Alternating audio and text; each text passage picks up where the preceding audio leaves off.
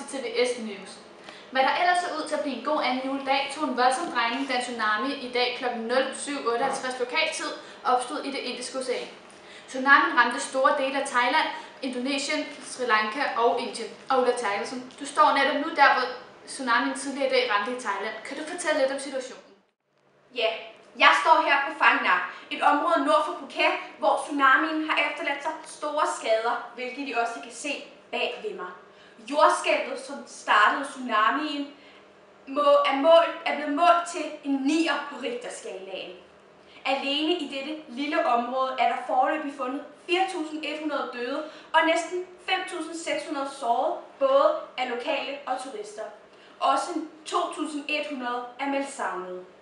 Det er ikke til at sige nu, hvor mange omkomne der vil være i alt, men man estimerer, at der vil være op til flere 100.000 samlet over de lande og kyststrækninger, som er blevet ramt af tsunamien. Millioner af mennesker er blevet hjemløse, men andre lande vil mere end gerne hjælpe ved at sende penge ned. Det er selvfølgelig rigtig dejligt. Lægerne er også godt i gang med at helbrede dem, som er hårdest ramt. Jeg har i dag talt med dykkere, som har været nogle af de første, der oplevede tsunamien ude på vandet. De beskrev den som kraftig og et sug i maven.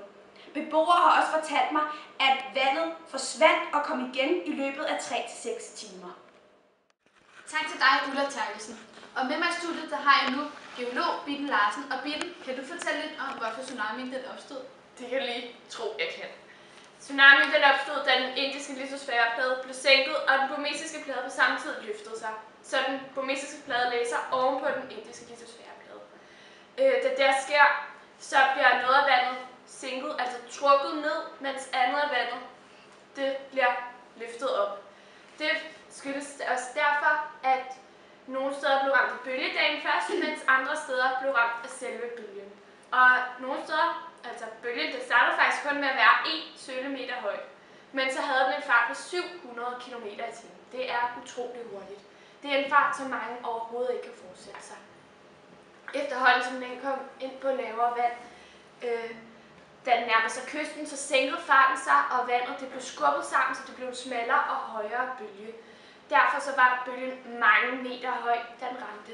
Ved Thailand var den kun 5 meter, og kun, der er det en relativ forstand, hvor den ved Sumatra var hele 20 meter.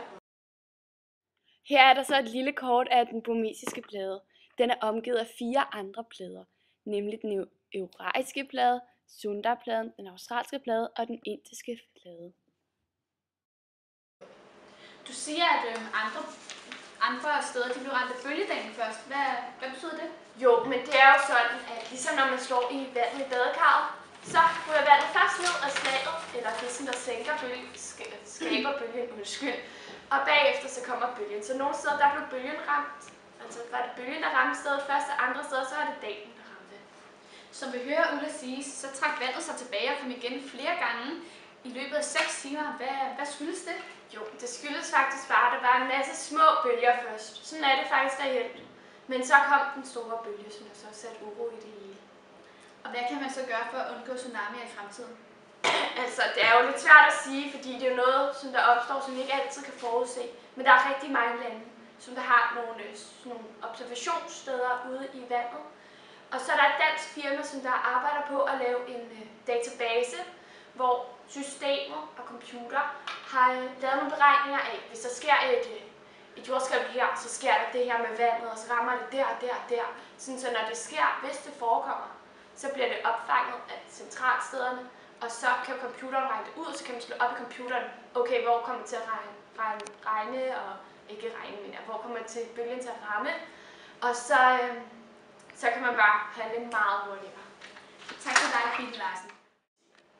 For flere opdateringer på TVS News.dk, vi vender tilbage om en time.